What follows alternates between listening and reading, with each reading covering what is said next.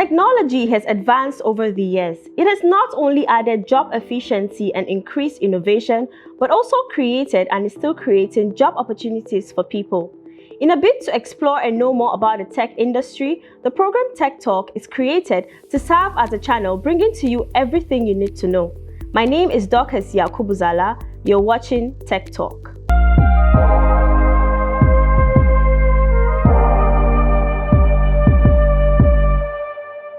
Today on the program, we would be talking about cryptocurrency, which is also known as crypto, a relatively new and innovative technology that has gained popularity worldwide.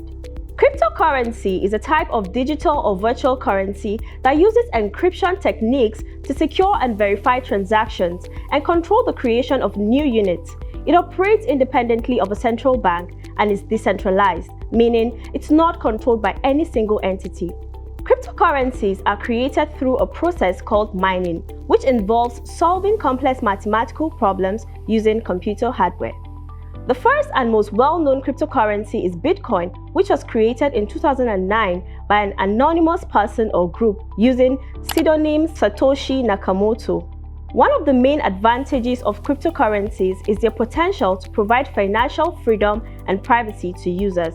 With cryptocurrencies, users can transact without the need for intermediaries such as banks or payment processors. This eliminates the need for banks to hold users' personal information and reduces the risks of fraud and identity theft. Cryptocurrency is a disruptive technology that has the potential to change the way we think about money and transactions.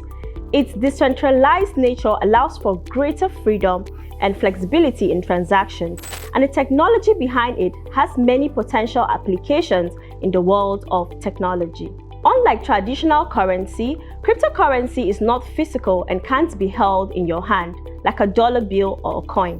Instead, it's stored in digital wallets and can be accessed from a computer or mobile device. Cryptocurrency can be used to purchase goods and services, or it can be traded on exchanges like stocks. However, it's important to remember that crypto is highly volatile and can experience significant price fluctuations, so it's important to be cautious when investing in it. Like the rest of the world, cryptocurrency has also gained popularity in Nigeria, and it's estimated that Nigeria has the world's third largest Bitcoin trading volume after the United States and Russia.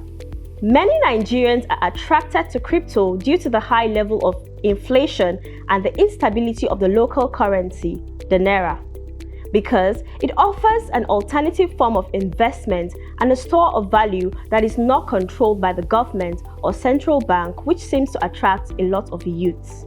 However, one of the biggest disadvantages of cryptocurrency is a lack of regulation, which has led to the cases of fraud and scams. The value of cryptocurrencies are liable to change, with prices fluctuating rapidly in response to market trends and news events. Due to this, the Nigerian government has also been cracking down on cryptocurrency trading, citing concerns about fraud and illegal activities.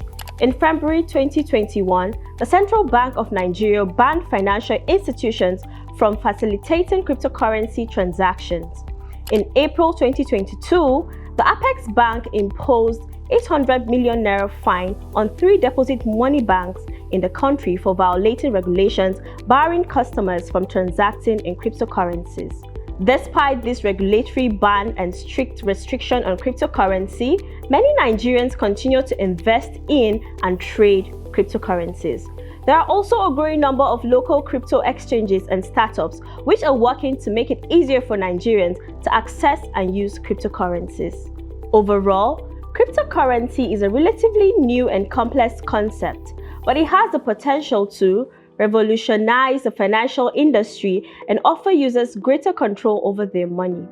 Today on the program, we will be discussing with Mr. Adiele Greatman, who is a cryptocurrency expert. You get to meet him after the break. Stay with us.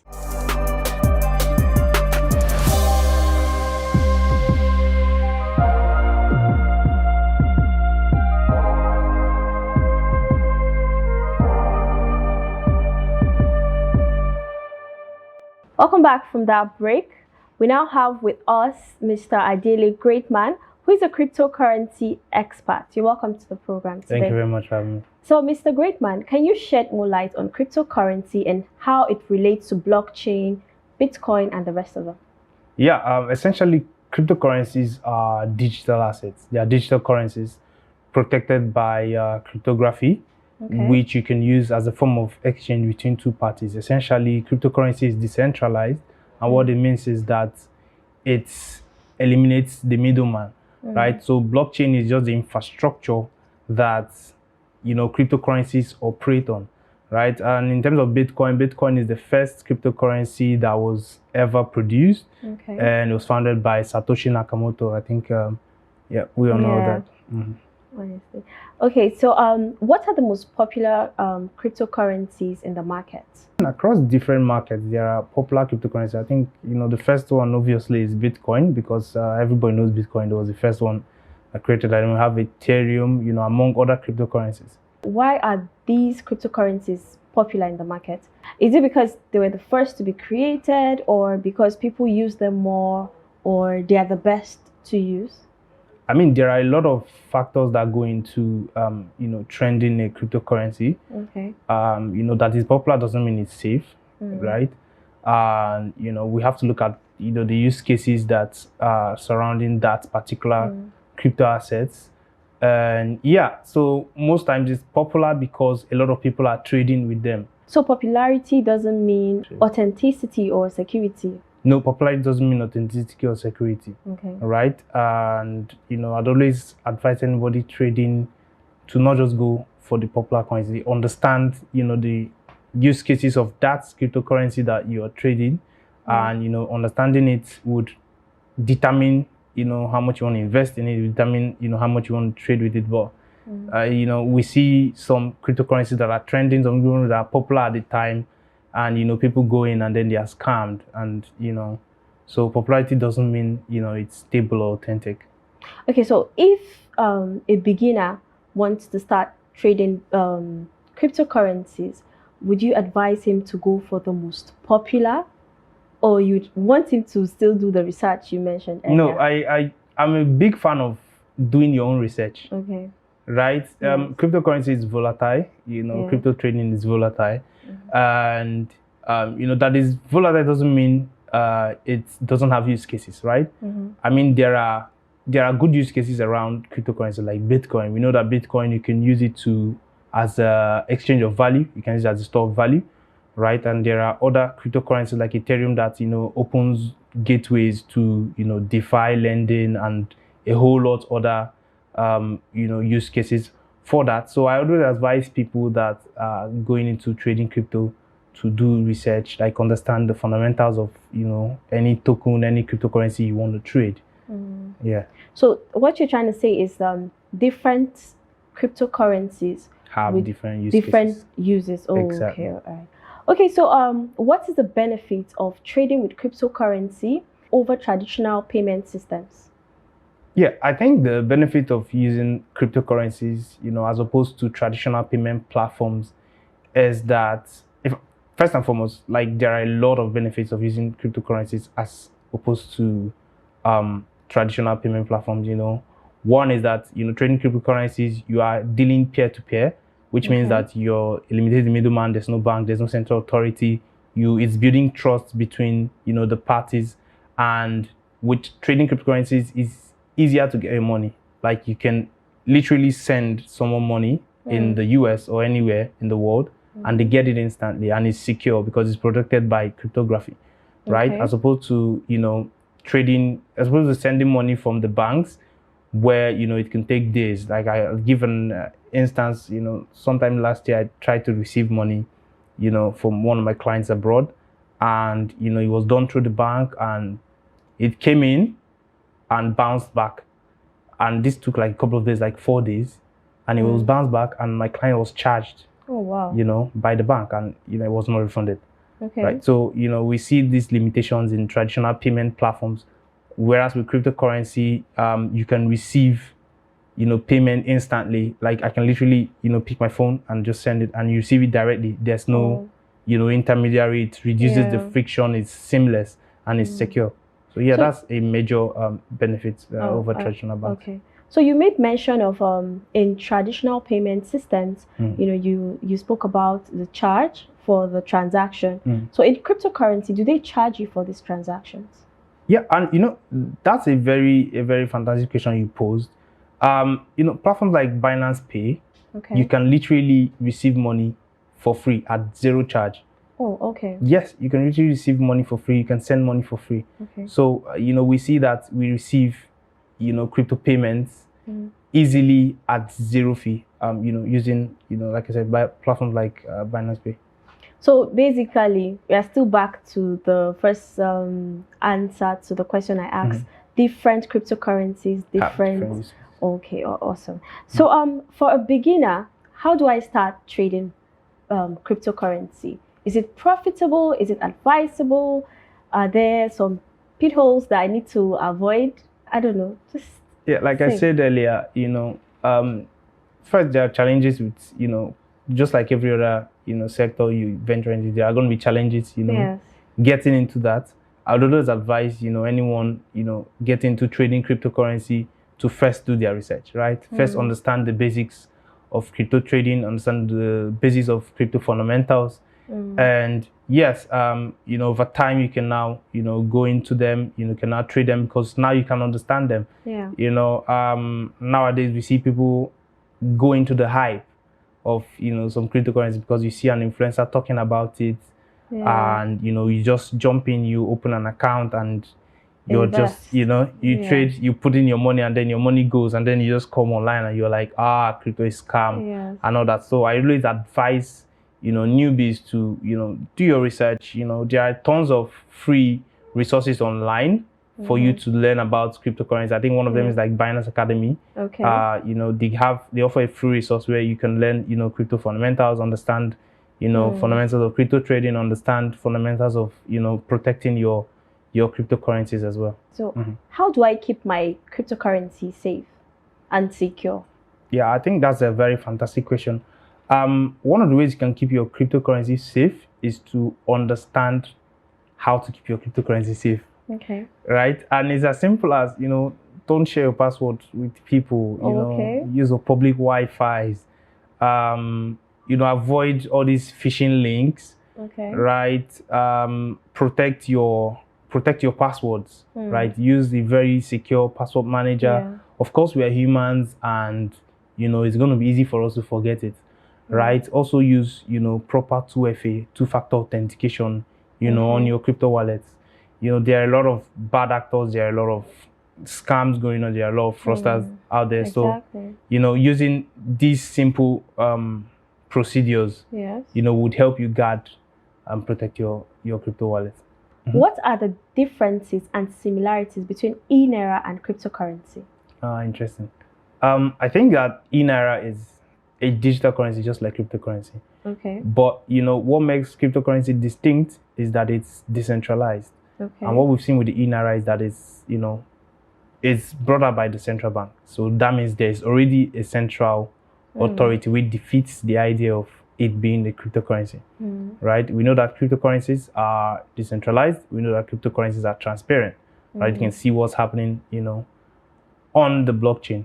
But with eNaira, we know that the central bank has visibility on, every transaction you're making, and that just defeats the, whole construct of blockchain and cryptocurrency.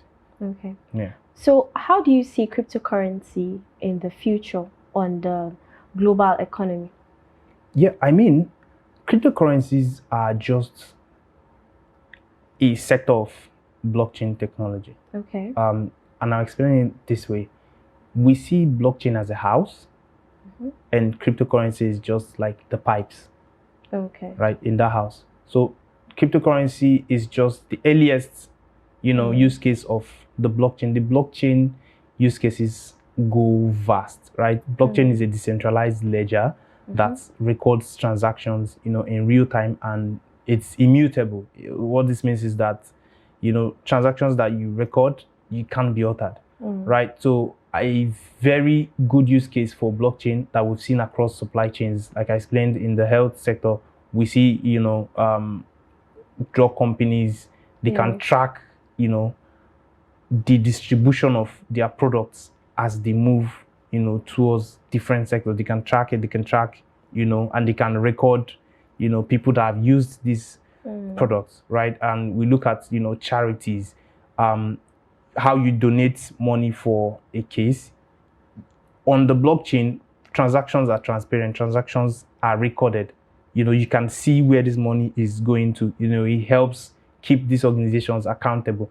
So we're seeing an early use case of blockchain, and in the future it's going to, you know, keep coming, you know, more.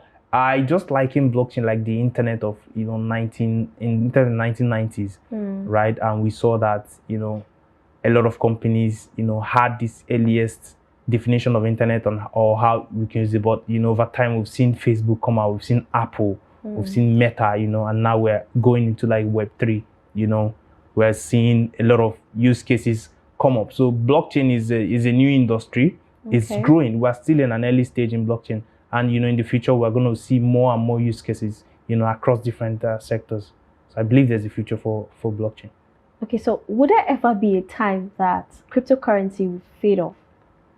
When you say fade off, I don't think cryptocurrency will fade off. And that's a personal opinion. Okay. Because, like I explained, blockchain, you know, technology, another advantage, you know, I would like to share is that with blockchain, you own your data, right? So we're seeing that, you know, people are recording their own data, unlike Web2, like, you know, internet phase of the 90s, you know, Facebook coming out and you interacting on Facebook, you know, we see Facebook selling your data to advertisers, you know, to advertise on their platform. You know, they can target you, they can understand, you know, how you live, where you live. But on the blockchain, you have this data to yourself, right? And there are always different use cases for blockchain, and we're looking at play to earn. You know, before we can, you know, go into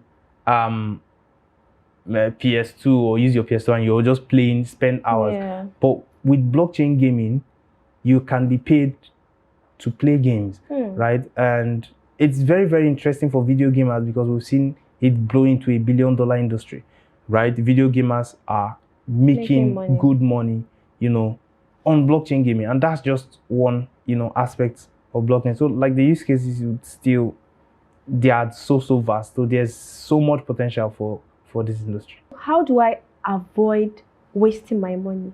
I mean, aside learning, you know, some people would learn, you'd get all the information, but when you start, still you'd fail. So how do I avoid that?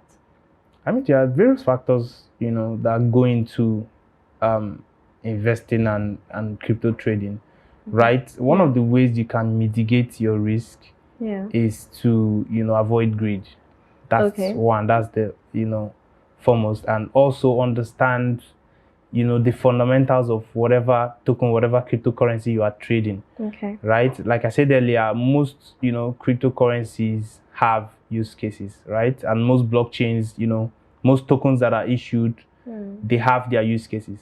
So most times you see people, like I said, they go for popular coins and then they don't do their research and they don't realize that, you know, there are no use cases for this.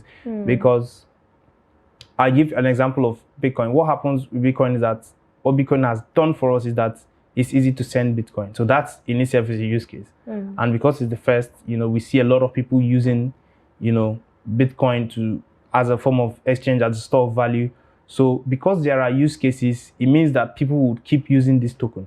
Right? And the more people use token, the more we see that the demand goes up, and we see that Bitcoin is limited. There's only just 21 million Bitcoin that will ever be produced. You know, like unlike you know, traditional systems that we see that we can mint new currencies, we can but crypto with Bitcoin, it's stable. It's just 21 million. So what it means is that the more crypto gets adopted, the more crypto gains more adoption across you know, different countries. We see that more people are trading, and it's just a stable amount of Bitcoin in circulation. So what happens is that, you know, the forces of economy, when there is more demand and less supply, we notice that, you know, the value goes up. So yes, you have to understand, back to the basics. You have to understand, the use cases of whatever crypto you want to trade. So what you're trying to say is cryptocurrencies have come to stay. Yeah. So as far as adoption goes, cryptocurrencies have come to stay. Awesome. Is there like how they say in this life nothing is certain. So what's the certainty that cryptocurrencies are here to stay? So it's the human component, right? And I don't see, like I said, it's a personal opinion. I don't see cryptocurrencies, posing a threat to humanity, right? And how technology is wired is to make the human life easier. Is to make you live a better life, and that's what cryptocurrency has done. I'll give you an instance. Like I shared last year, I was working for a foreign corporation, and I tried to get paid. And it took so long, and we saw these limitations. So we're seeing that cryptocurrencies are, overcoming the limitations of the traditional payment platform, and that alone is just a use case. So we're seeing, like, for creators, for freelancers, for remote workers, with the use of cryptocurrency, you are able to get your money faster.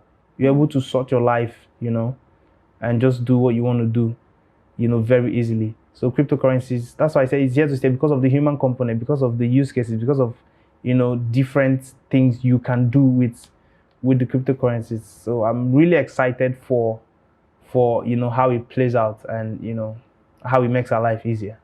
So yeah, I don't think it's gonna go out. So, okay. Yeah. Thank you so much for joining us on the program, Mr. Yeah, thank you so much for having me. All right.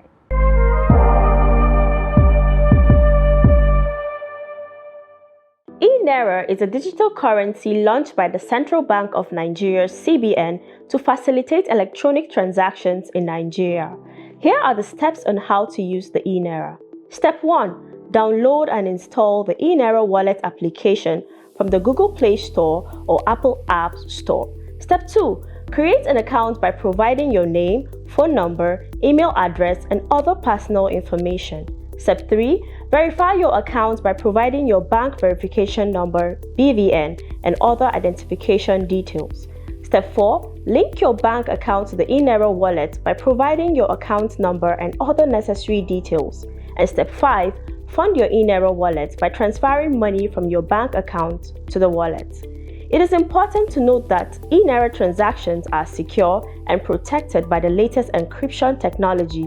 You can also report any fraudulent activity to the CBN through their website or customer support channels.